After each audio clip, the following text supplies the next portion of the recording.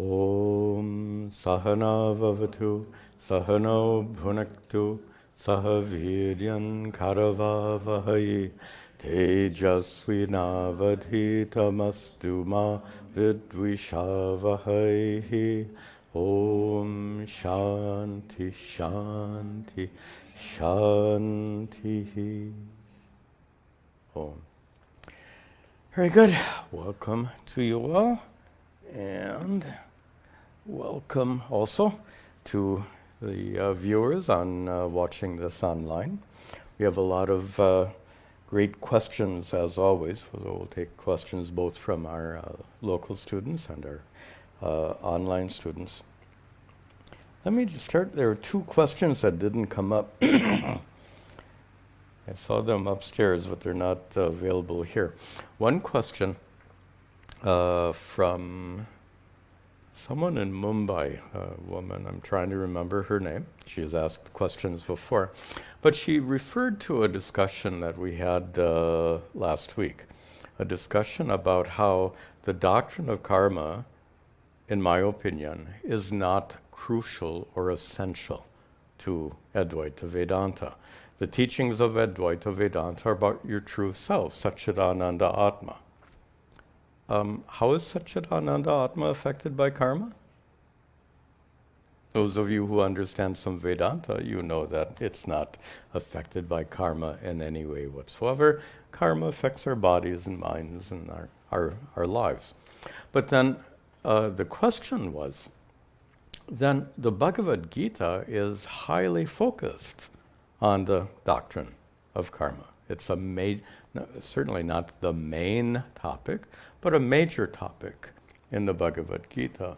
So her question was, if the doctrine of karma is such a central topic in the Bhagavad Gita, how can we just set aside the doctrine of karma? Well, I didn't say last week that we could set aside the doctrine of karma. In fact, I said the opposite. I said that for most people, it's extremely helpful to help you navigate life, to manage the complexities of life. We need a lot of help, and the doctrine of karma, perhaps, is one of the best forms of help we can get to deal with the ups and downs of life. But the fact remains, and that's why Krishna emphasizes it in the Bhagavad Gita, because the Bhagavad Gita is a text meant to help you navigate your day-to-day life, in addition to pursuing the highest truths of Vedanta. So the Bhagavad Gita is considered to be both Brahma Vidya, knowledge of Brahman, absolute reality, and also Dharma Shastra, also teachings with regard to worldly life. Both are found in the Bhagavad Gita, not in the Upanishads, not in the teachings of the ancient rishis who focused exclusively on the highest teachings of Vedanta. So it's contextual. In the Bhagavad Gita, absolutely, the doctrine of karma is important for anyone, for anyone who has a Hindu religious mindset. The doctrine of karma is essential. But for those who do not have a Hindu religious mindset. When I say religious, I'm talking about not Advaita Vedanta, which is a spiritual tradition. I'm talking about the common religiosity that many people engage in. So if that's not, to use the British expression, if it's not your cup of tea, as they say, it's not a problem at all. So it is not that, again, the doctrine of karma is central is important in the Bhagavad Gita, important in your day-to-day life, but certainly not necessary for the sake of enlightenment. The teachings of Vedanta stand on their own, completely independent of the doctrine of karma. In fact, completely independent of any teaching that describes the world. It's just very simple way of understanding it. Any teaching about how the world works is important for understanding how the world works. But the highest teachings of Vedanta are not at all concerned with how the world works. They're concerned with reality, in particular, the reality of who you are. So, with that in mind, doctrine of karma is not essential. Okay. The other question that I don't see here, it comes Venkatesh sent, about how Ishvara is understood in the Patanjali Yoga Sutra. And before I answer your question, we're not students of yoga. And in a way, it's quite tangential. The approach of Yoga Sutra to your true nature as Satchidananda Atma is completely different. I won't say completely different. The fundamental teachings are in common, but the methodology is absolutely different. In that way, for a very sincere student of Advaita Vedanta, the teachings of Patanjali may not be too helpful with regard to Atma Vichara, with regard to your practice of self-inquiry. They may indeed be helpful for your practice of meditation, which is why I've taught the Yoga Sutra. Extremely important for learning how to meditate well, but to support your practice of self-inquiry, Atma Vichara, not important. So Venkatesh's question was about how in Patanjali's yoga, also in a tradition called Sankhya, how Ishvara is understood, and you quoted a sutra that referred to Ishvara as Purusha Vishesha, as a special Purusha, who is karma vipaka, paramarshaha, I think was the expression, untouched.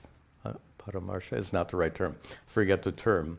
But it means untouched. So Ishvara, who is totally beyond the law of karma. How to understand it? How do followers of yoga understand it? How do followers of Sankhya understand it? I don't know, and quite honestly, I'm not concerned how others understand it. How do we understand the expression Purusha Vishesha, a special Purusha? And that might, if you don't really understand these teachings well, that might really incline you to think, well, Sri Krishna was special, Lord Rama was special. So these avatars can be considered Purusha Vishesha, but absolutely that's not what Patanjali meant. Purusha doesn't mean person in this context. Purusha means conscious being. Like in Purusha Sukta, I'm not talking about a person with 1,000 eyes and 1,000 legs and 1,000 feet in that famous hymn, Purusha Suktam. So it's not Purusha in this context does not mean person, it means conscious being. So Ishvara, as conscious being, is one. You are a conscious being, Ishvara is a conscious being. But the similarity ends there. Your body is sitting in a chair. Ishvara's body fills the cosmos. Your body is limited to a chair. Ishvara's body exceeds the physical cosmos. Your mind is capable of understanding me. How much do you not understand? Interesting, just in terms of language, you may understand several languages, you may understand several things about computers. Who really understands how AI works? It's complicated stuff. So we understand this much, but the knowledge in the cosmos is vast, limitless. Ishvara possesses all knowledge. Your knowledge is limited, Ishvara's knowledge is unlimited. Your physical presence is limited, Ishvara's physical presence is unlimited. This is what it means by Purusha Vishesha, not an avatara, but rather what we understand as, in fact, this is our Vedantic definition of Ishvara, cosmic being whose body is the physical cosmos, whose mind is the intelligence of the entire cosmos. Do you have a follow-up question for that? That's okay? All right, let's take some more questions here. This next question comes from Prashanto, who lives in Bangladesh. He says, it's true that we're born with a sense of self-identification between body and mind, meaning we naturally identify with our body and mind. This body is me, this mind is me. This identification is considered a path, and one of the recommended practices in Advaita Vedanta, that's not a correct way of characterizing disidentification. It's not a path, it's fundamental to the teachings of Vedanta. That is, if the ultimate teachings of Vedanta is to realize your true nature as Satchidananda, you will never understand, you'll never discover who you are as long as you're fixated on who you're not, as long as you're identified with your body and mind. So disidentification with your body and mind is a necessary step. He says path. Maybe that's what he meant. But the term path means the idea that you can choose many paths. This is not a path you can choose. It is a fundamental teaching of Vedanta and is crucial to discovering your true self. He goes on to say, you do that by remaining a witness. However, in this process, we create an observer within our minds. Further, we know that consciousness doesn't actively do anything. Consciousness is not a witness.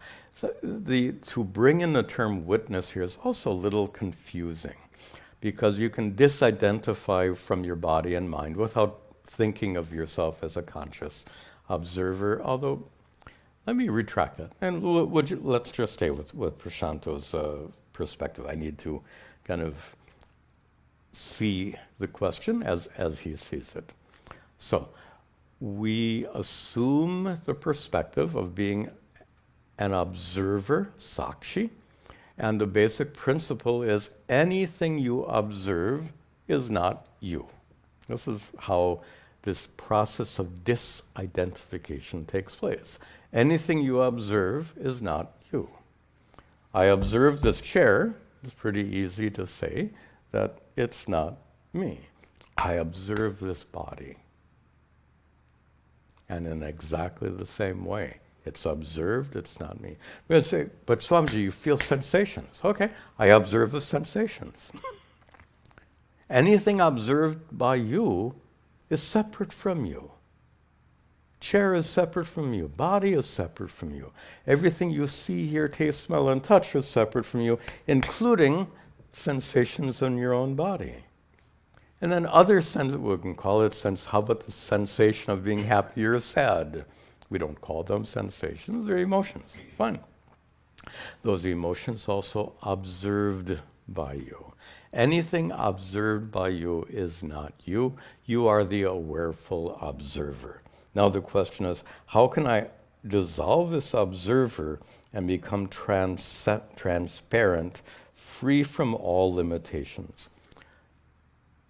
There's nothing wrong with being an observer. How does being an observer hurt you?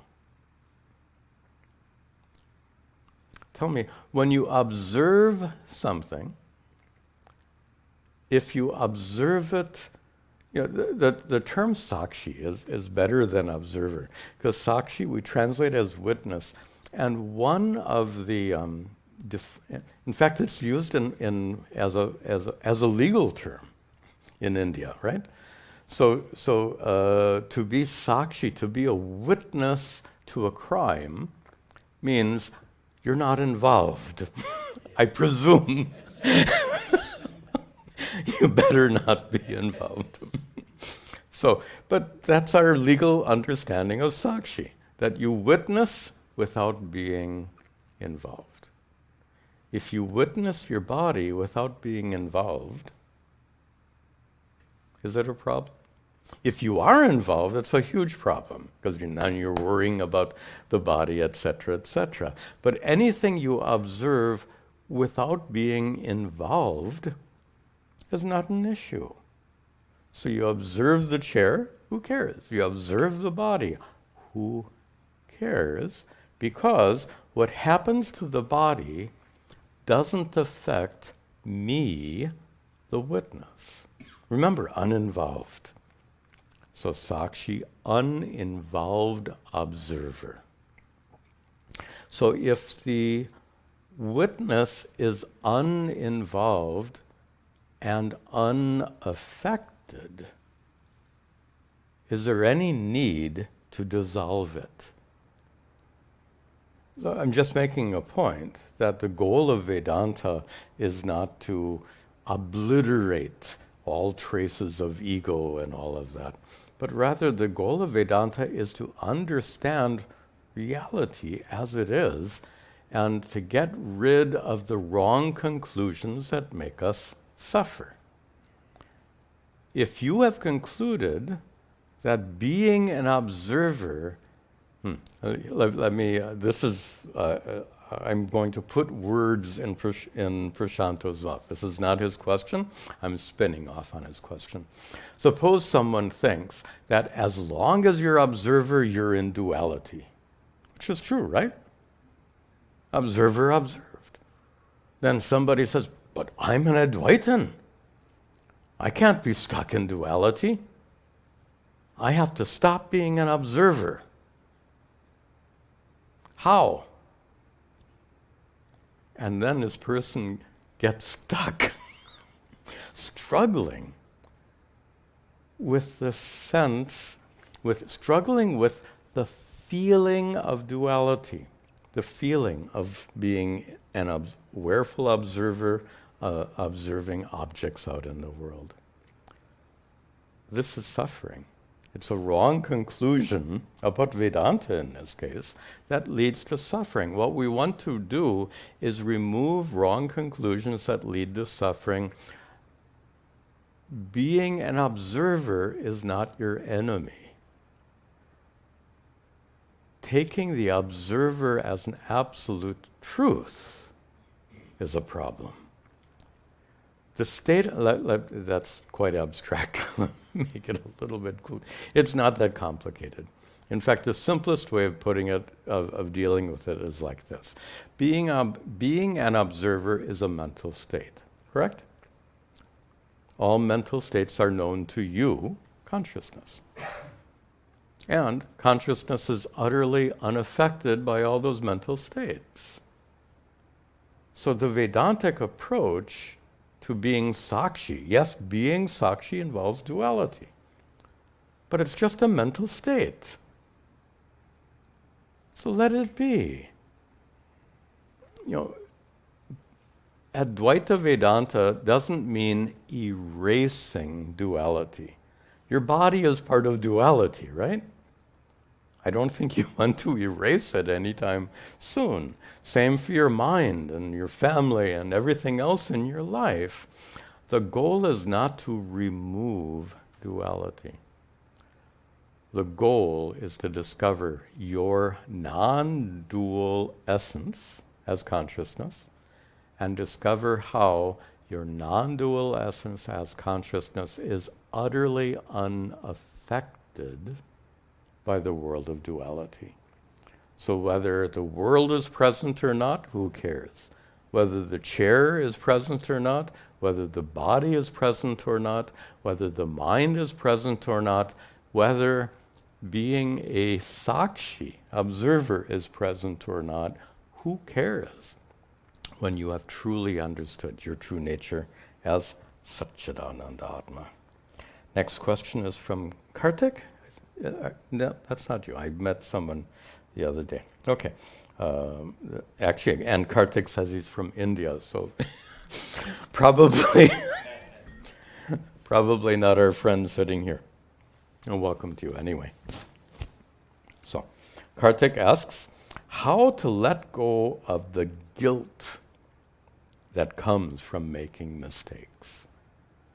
Not exactly a Vedanta question, but such an important question. And this is a good place for our doctrine of karma to come in. And that is, according to the doctrine of karma, we're all born as human beings. Is there such a thing as a perfect human being?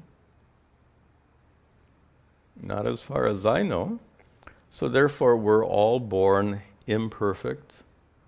Specifically, we're all born with the capacity to make mistakes. And we do make mistakes. Copiously. We're really good at it. I'm being a little facetious, but you get my point. So we make mistakes. Here's an interesting perspective. Is making mistakes natural or unnatural? Oh, isn't that interesting? Natural means according to nature. According to nature means according to Ishvara's will. Ishvara created the world in this manner, and in this manner, you and I are created with the capacity to make lots of mistakes. Therefore, making mistakes is natural. Making mistakes is according to Ishvara's will.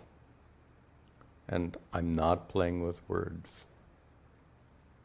Making mistakes is as natural as anything else. Of course, that doesn't mean you're off the hook. So we make mistakes and we're responsible for the consequences. Deal with it. So for our mistakes, there are consequences. The nature of those consequences will vary vastly according to the mistake that's made. But whatever are the consequences, we're responsible. You make a mess, you clean it up. That's all it is. So think about making mistakes like that. You make a mess, clean it up. Who doesn't make a mess from time to time? So the point then, and now finishing with Karthik's question about guilt, why feel... let me make a bad joke out of this. You only have 2 arms. Goddess Durga has 10. Should you feel guilty? Should you feel bad about that? Guilty? Oh, I only have 2 arms. It's natural. So it's natural that you only have 2 arms. It is natural that you make mistakes. Is it a matter for regret? I only have 2 arms. I make mistakes. There's no room for regret. There's no room for guilt. It's completely natural. The key is being responsible. As I said, our mistakes have consequences. You are 100% responsible for those consequences. So we deal with it, and we deal with it the best we can. No one can. There's no mistake eraser on your computer. You have that nice backspace key. Be nice if life had that, cancel, back up. No such thing. So this is a very healthy perspective, fully based on the teachings of Vedanta. That is, you are born natural. As a natural person, you will make mistakes. Nothing to feel regretful or guilty about as long as we deal with the consequences. Okay, we'll take one more question here, and then we'll take some questions from our local students. Next question is from Mahendra. Mahendra lives in Fresno, California. In one of the Upadesha Sahasri classes, you discussed how Shankaracharya refutes the doctrine of karma and the idea of reincarnation. Now, remember, This Upadesha Sahasri is a very high-level Advaita Vedanta text. So when Shankaracharya is refuting the doctrine of karma and the idea of reincarnation, he's doing it according to the highest teachings of Vedanta regarding the nature of Atma and the underlying reality of the world, Brahman, which is one and the same non-dual reality. From this, in simple terms, from the standpoint of pure consciousness, there is only pure consciousness.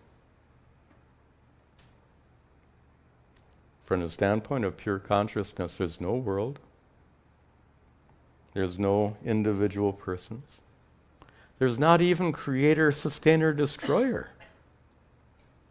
From the standpoint of absolute reality, pure consciousness, Satchidananda Atma, which is identical to Satyam Jnanam Anantam Brahma, the underlying reality because of which everything exists, from that highest perspective, how can you talk about doctrine of karma and who reincarnates? Okay, so from that highest perspective, Shankaracharya negates all that. You mentioned in that class that these concepts are stepping stones that we eventually need to leave behind to progress on our spiritual journey. I have used the idea of spiritual, of stepping stones, but I think to apply it here, I have no idea what I taught however many years ago, but I don't think I have ever taught that you leave behind the doctrine of karma and the teachings of reincarnation, because they're part of the world. You don't leave the world. When you gain this Advaita Darshana, when you gain the vision of non-duality, you continue to perceive and interact with the world of duality. You don't leave it behind. So stepping stones is fine, but I don't think I ever said that you leave the doctrine of karma. If you're looking for an absolute truth in that sense, maybe that's the sense. Maybe I have to put my mind into the questioner here. In your quest for the ultimate truth, yes, you have to leave the doctrine of karma behind. It is not an absolute truth. It is a relative truth. When you leave it behind, doesn't mean it ceases to function or exist. I like playing with science. So Newton said objects fall due to gravity. Then Professor Einstein, who lived down the road here, he said Newton was wrong. A little bit wrong. But a little bit wrong is still wrong. So now that we know that Newton was wrong, does it change the fact that things still fall down due to gravity? In other words, we are leaving things behind in terms of understanding, not in terms of experience. In terms of understanding, you recognize the limitations of what Newton taught. In terms of understanding, we recognize the limitations of the doctrines of karma and reincarnation. Doesn't mean we ignore them. Are you going to ignore the law of gravity? At your own risk. You get my point. So we leave them behind in terms of understanding, not in terms of experience. Okay, follow-up question. Are there any additional stepping stones that we need to leave behind? Ultimately, you leave everything. You leave all of Vedanta is a set of prakriyas. Prakriya is a technical term for teaching methodology. we use all of these teachings, all of these teaching methodologies to lead you to the ultimate truth. Once you gain the ultimate truth, do you need to hold on to the teachings of Vedanta? You let it be. So when the teachings of Vedanta have done their job, you leave them behind. The great teacher Gaudapada said that Vedanta becomes a Vedanta. I'm not sure the exact words he used in a verse, but he says Vedanta ceases to become valuable when you are enlightened. Doesn't that make perfect sense? Of course it does. So in that sense, everything gets left behind. Everything means everything. The only thing that doesn't get left behind is you and your essential nature as Satchidananda Atma. So furthermore, is moksha and self-realization also considered a stepping stone? A language, the ideas, the concepts. And yes, they are everything taught in Vedanta is a stepping stone. Even moksha. And here's why. When you're enlightened, you realize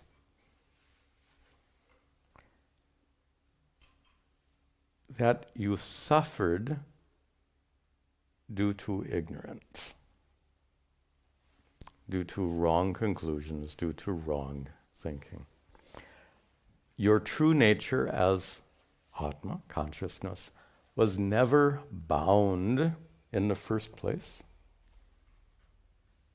So if moksha means, actually the language I've used before, you don't get anything when you get enlightened. You get nothing. It's a matter of what you get rid of. And in particular, you get rid of a certain kind of ignorance that makes you suffer.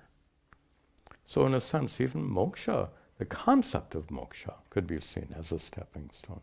All of Vedanta is a series of teaching methodologies intended to lead you step by step to this highest truth. Okay, do we have any questions here today? In back, you'll need the microphone. You'll need the microphone. What happened to the microphone? Oh, batteries. Okay, well, I'll repeat your question so that everyone can hear. Go ahead, please. Yeah, thank you for taking the question. Can you hear me? I can hear you, but they can't hear you. I'll repeat your question. Okay. Yeah. So, Swamiji, I'm really interested to know the dating of the Ramayana and Valmiki, because the Indian historians, I'm reading Ramayana, watching the latest TV series, Srimad Ramayana. It came last year. Mm-hmm. It's wonderful. It's just mesmerizing. There are so many ways of dating. Is that your question? How to date the Ramayana? Is that your question? The question is that the Indian historians date Ramayana and Valmiki 7,000 years ago. But the Western historians they say civilization started many years later. Okay, let me repeat your question for everyone. So she says that the Indian historians say that Ramayana is 7,000 years old, and Western historians say something very different. So this is the question. First, and it's a complicated issue, and part of the problem is lumping Indian historians as one group, which it's not a homogeneous group at all. Western historians is also not a homogeneous group, so that's problem one.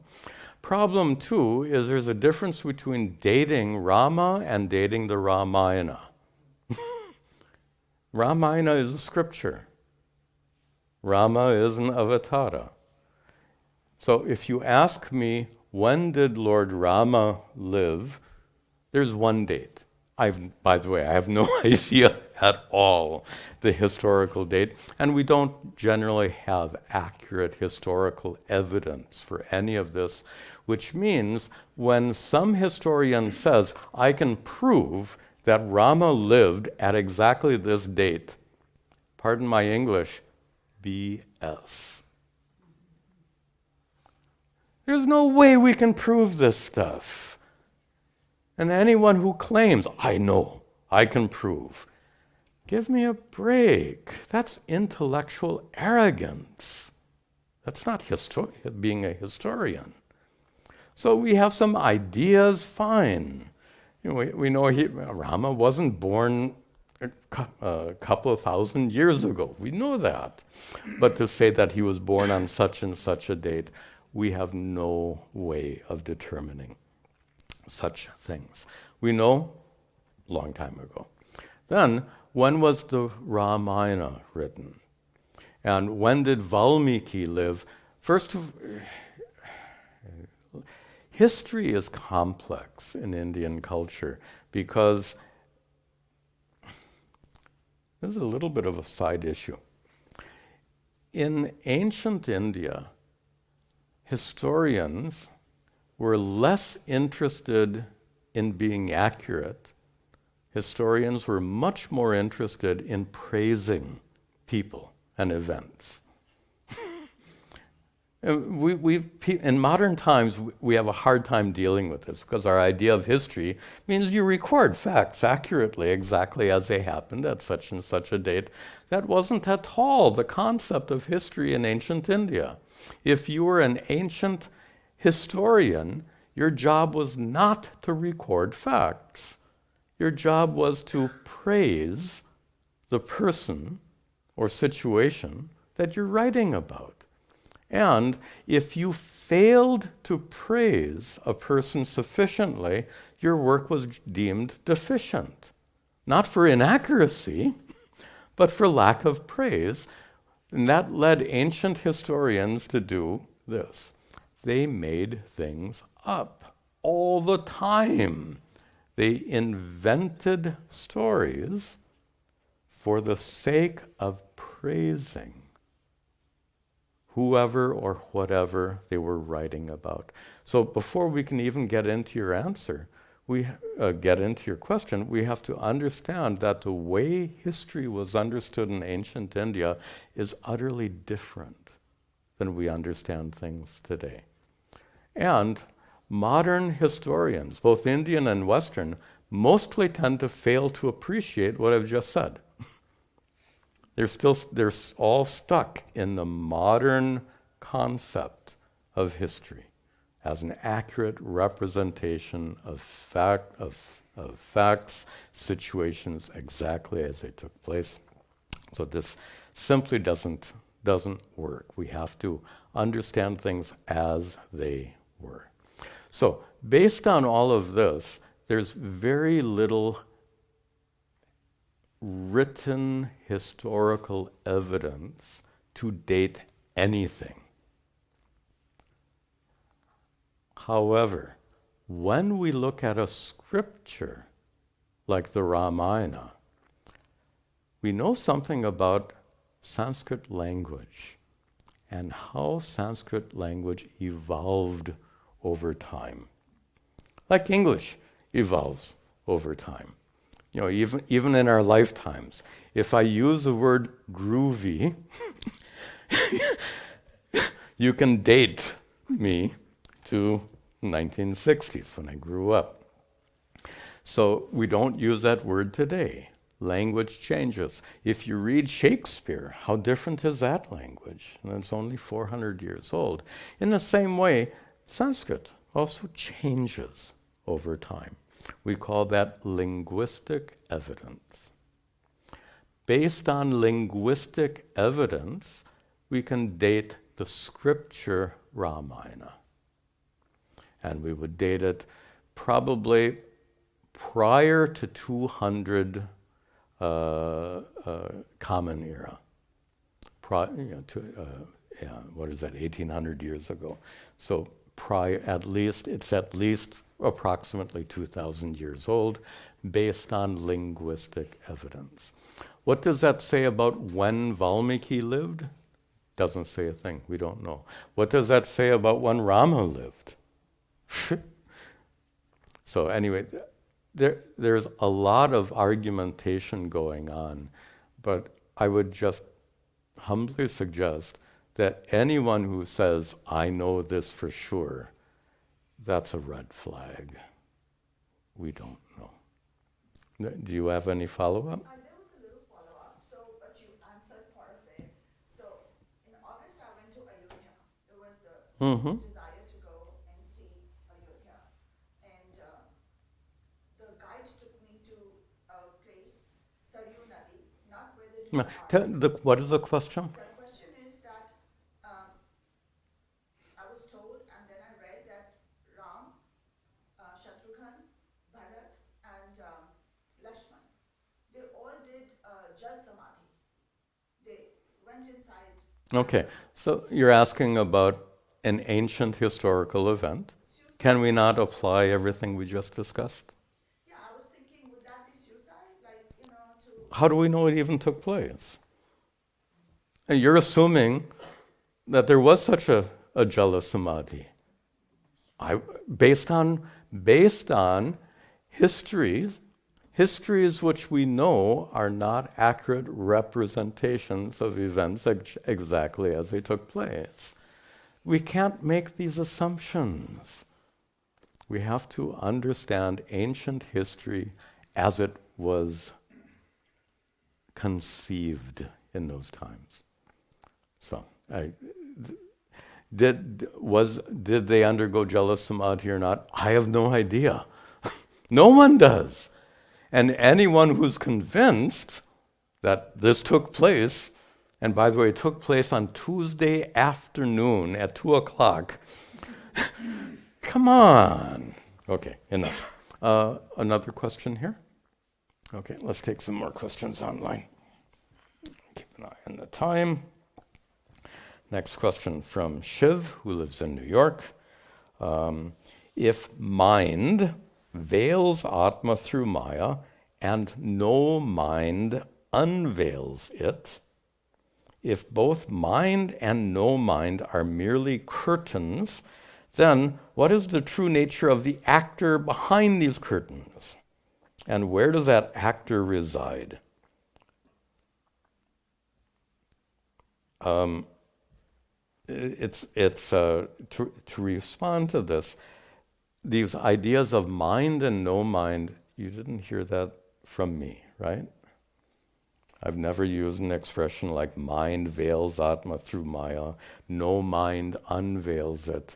So this is, I have a feeling Shiv is referring to somebody else's teaching, which is fine if you want to study others.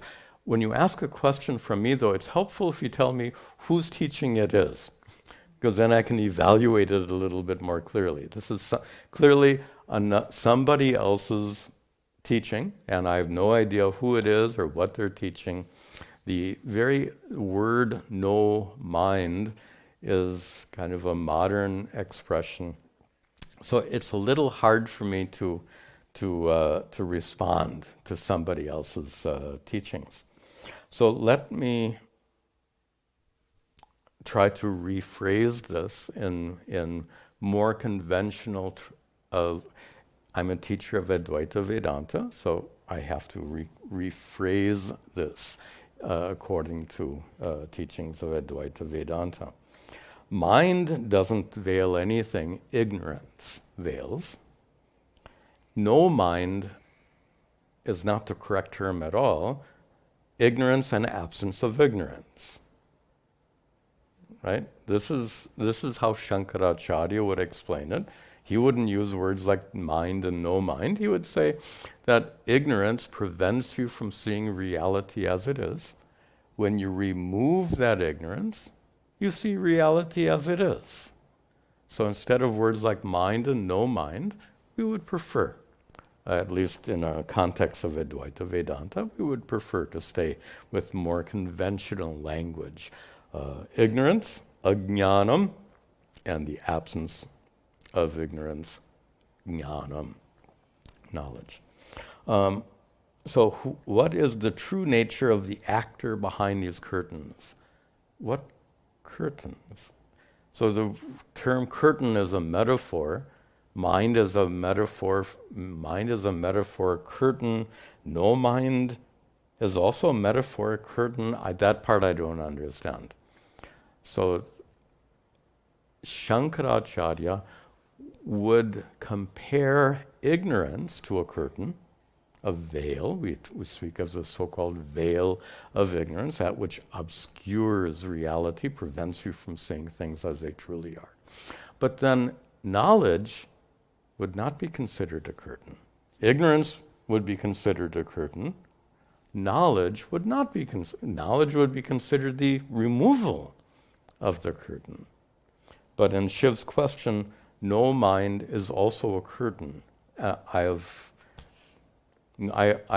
afraid I don't understand. And again, I don't understand whose teaching this is and what they had in mind. Sorry to make the pun. So, setting this teaching aside, what we would understand in keeping with the teachings of Shankaracharya and his whole tradition of Advaita Vedanta, going back to the ancient rishis and coming right up to our modern generation of teachers, reality is not recognized due to ignorance. When that ignorance is removed, reality is recognized as it truly is, and all of that takes place in your mind. And none of it affects consciousness, the consciousness which is your essential nature. Which means, if your mind is full of ignorance, which it is, it's okay. That ignorance doesn't affect consciousness at all, nor does removing ignorance affect consciousness. Consciousness is your true nature. How can you... Anyway, that's another topic. We'll leave it there. Next question here from Patrick. Patrick lives in Kentucky. Patrick says, I begin each morning with puja, meditation, study.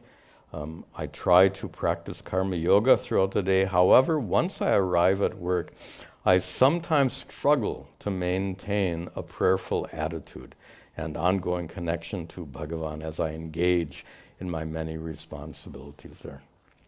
Sometimes, if you're only sometimes struggling, that's really good. Most people, first of all, most people don't even try.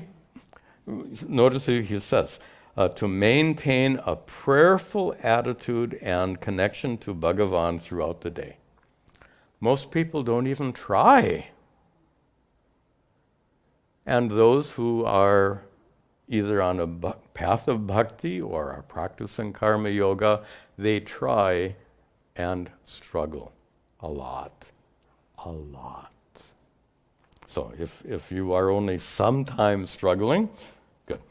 Yet on other days, Patrick continues, I begin to notice a feeling of deep connection to Bhagavan while fulfilling my daily responsibilities. You're doing extremely well. Question is, for you personally, what was the growth process like, from merely spending some time in the morning to do sadhana to the consistent practice of karma yoga? What are some specific approaches to becoming a better karma yogi? Well, the wonderful question, and I think Patrick is to be commended, first of all, that he's making this effort, and I think quite successfully.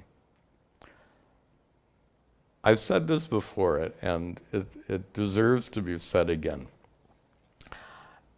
For me, personally, self-knowledge is easy, far easier than practicing karma yoga. For me. Different for different people. But as a young student, I didn't have to, it wasn't, using the teachings of Advaita Vedanta to discover the truth of who I am, to discover the true nature of consciousness as Satchidananda Atma. That part I found fairly straightforward. Practicing karma yoga was another thing entirely I struggled with, and I think I was not very good at. Patrick made a reference. I'm not sure if he's actually referring to a story I've taught before. And it's a personal story that demonstrates what karma yoga is not. So this is in the 1980s. I was still working as a computer engineer, and every morning I would wake up early enough so that I would have 2 hours for spiritual study, for prayer, for meditation. Every morning for a full 2 hours. Then the rest of the day was working. I mean, that's what it was in those days. Probably, I remember working 14-hour days quite often. So, but my thinking at that time was, if I started with the most important thing in my life, 2 hours of sadhana, and if I had to work for 12, 14 hours, I didn't care. I would just do it. Of course, I was a lot younger then. And when we're younger, we have that energy. But now, here's the point. I thought that having spent 2 hours each morning in intense sadhana, I was doing good. In retrospect, why? Look at it like this. Every day, I spent 2 hours engaged in spiritual practice, and I spent 14 hours, or whatever it was, engaged in non-spiritual practice. 2 hours of spiritual practice, 14 hours of non-spiritual practice. Tell me, which will have more effect? And I'm not being facetious. I mean this very seriously. That was because in the early 1980s, I didn't know anything properly about practicing karma yoga, unlike Patrick. So Patrick gets it, that you have to take these spiritual teachings with you when you get up from wherever you're meditating or praying or studying. When you get up from the mat, as our yoga students say, when you get up from the mat and go into your daily life, if you fail to maintain some continuity of what you're pursuing on the mat, so to speak, and what you're doing in your day-to-day life, if there's a complete disconnect between the two, as it was in my case, that is, I'll call it anti-karma yoga. Honestly, it's anti-karma yoga. So it took me a long time. And Patrick asked me about for you personally. So I think I am a lousy example of a karma yogi. It took me decades to really fully integrate so that there's no... The ultimate goal of karma yoga is, and he asks about specific techniques approach. Here's the most important approach and really the bottom line on how to address this problem. The moment you separate your life into sadhana and mundane activities, that's anti-karma yoga. The moment you make that division, this is sadhana. So right now we're sitting in satsang. Good, this is sadhana. And in 10 minutes when we end, does sadhana come to an end? If sadhana comes to an end, that's anti-karma yoga. This is one form of sadhana. Sadhana, by the way, spiritual practice. This, satsang, is one form of sadhana. Dealing dealing with your family is another, if you're a karma yogi, if you're a skillful karma yogi, dealing with your family is another form of sadhana. Fulfilling your responsibilities at work is another form of sadhana. Even hanging out with your friends is another form of sadhana. And if it's not a form of sadhana, then maybe you shouldn't be hanging out with those so-called friends. You get my point. So anyway, Patrick, I think you are to be commended. But eventually what the goal of karma yoga is to erase the division between spiritual life and worldly life. There is only a life of spiritual growth. That's the attitude of karma yoga. Okay, a couple more questions and we'll conclude. From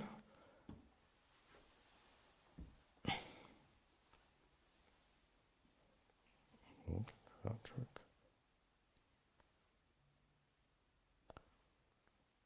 Oh, this. Okay, another. Okay,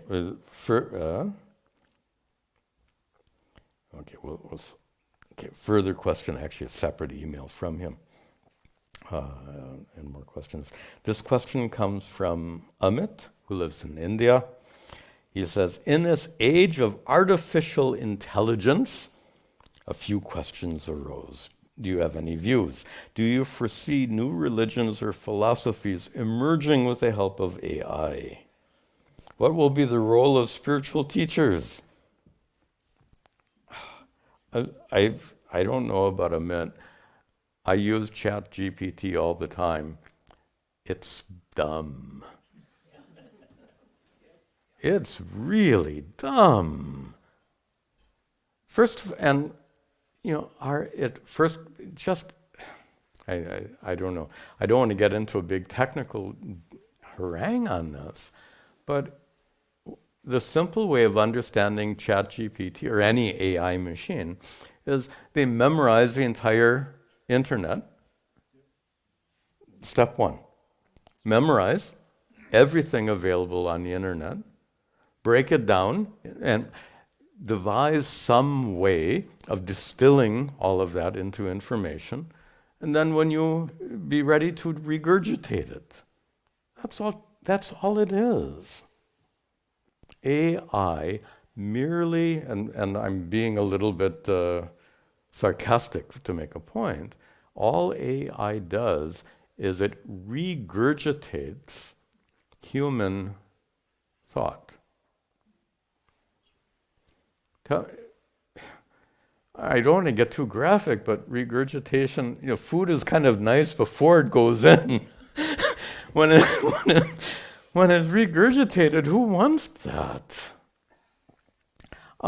Yes, it's very practical, it's very convenient. I use it every day because it solves problems, it's convenient, it's helpful, but it is certainly not intelligent in the way that you and I are intelligent. We have creative, just if you're a little technically minded, here's just something to reflect on. Human intelligence, and especially human creativity, is based on free association, loose connections between ideas.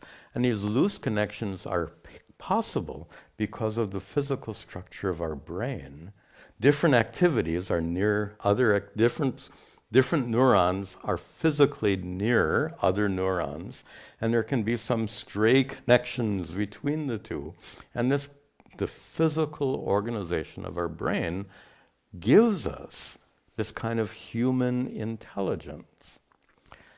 The intelligence of all of these AI machines is based on statistics. I said you start by memorizing the internet, and then you do statistical analysis on what is out there on the internet. And based on that statistical analysis, you give an answer. What kind of intelligence is that? You get my point? I think, in my opinion, you don't have to agree with me, because this is not Vedanta.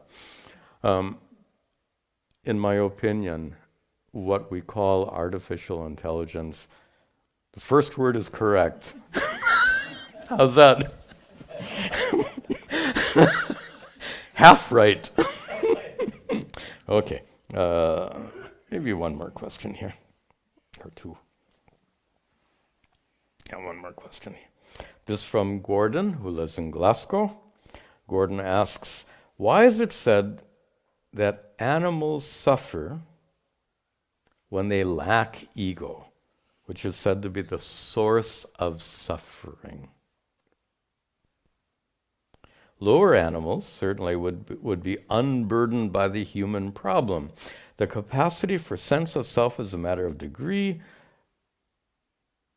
I realize this involves speculation, but I wondered if what is the view of Vedanta? First, interesting question. And just there's a backstory that you need to know to understand Gordon's question, and that is the difference between pain and suffering. So animals absolutely feel pain, but we understand suffering to be very different. We would say suffering is your response to pain. Or suffering is some adverse response. Pain is a sensation. Suffering is much more complicated than a mere sensation. Just a nice memory. My guru loved to illustrate this with his story about, he grew up in a little village, and this is a good place to end our discussion today. He grew up in this little village in South India. I've been there a number of times. And village means village, even today not a little larger. But anyway, surrounded by pastures and farms and all of that. And so, going to school every day barefoot, he would feed these cows. And he made this interesting observation. He said, there are some cows that, they have the nice horns like this. And then there are some cows or bulls, their horn is like this. And he liked to do this, so I get to remember him fondly. His point was this: if you were a cow and your horn went like this, and you looked in a mirror, how would you feel? Right? Ee! But he said the cow doesn't care. Actually, a cow can't recognize itself in a mirror. Handful of animals can recognize themselves in a mirror. Cows cannot. Anyway, the point is that the cow won't suffer as a result of that crooked horn.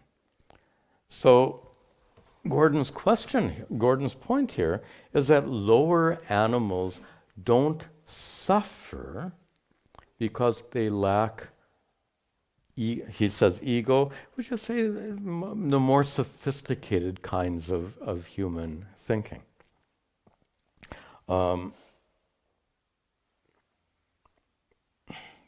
Lower animals would seem to be unburdened by our human problem. Okay, this is a nice observation. A major human problem is how we feel about ourselves.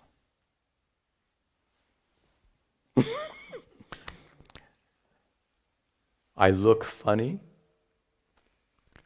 How about no one likes me? No one loves me. These kinds of feelings. And notice these kinds of thinking, these kinds of thoughts and feelings cause immense suffering, right? No one loves me. Immense suffering. I'm not okay. People think I'm weird. What? All of this stuff. And Gordon's point is that animals don't have to struggle with all that. Absolutely. This is according to the doctrine of karma. And that is, animals are born without this human capacity for suffering, and therefore the life of an animal is to discharge their karmas. Whatever karmas they're born with, they just discharge them. As opposed to human beings, we have very advanced minds and we have free will. So we function at an entirely different level, and with our free will, we incur new karmas. Animals can't because they lack free will. Human beings are endowed with free will, therefore they incur new karmas. So it's a tremendous power that human beings have, but it's a power that comes, two sides to every coin. And the downside of the human condition is we are subject to intense suffering that lower animals absolutely don't have any suffering at all. Some animals do. By the way, you know that some animals have emotions. Dogs apparently have emotions. Elephants have very strong emotions. And I think some kinds of whales also have very strong emotions. And if you have strong emotions, you suffer. There was a whale which was observed carrying its dead pup on its back for weeks and weeks and weeks. What is that? Suffering. So, this is in response. What is Vedanta's view? I don't know if Vedanta doesn't exactly have a view, but from my perspective, based on Vedanta and science, we would say that the human condition is extraordinarily powerful, and the flip side of that is that we are, as a result of our power, we are subject to extraordinary suffering. There's no other living being as capable as human beings. There's no other living beings who can suffer as much as a human being. And both come along. And it's just an interesting observation. I'm glad Gordon asked that question. We'll take more questions next week, and we'll conclude with a prayer.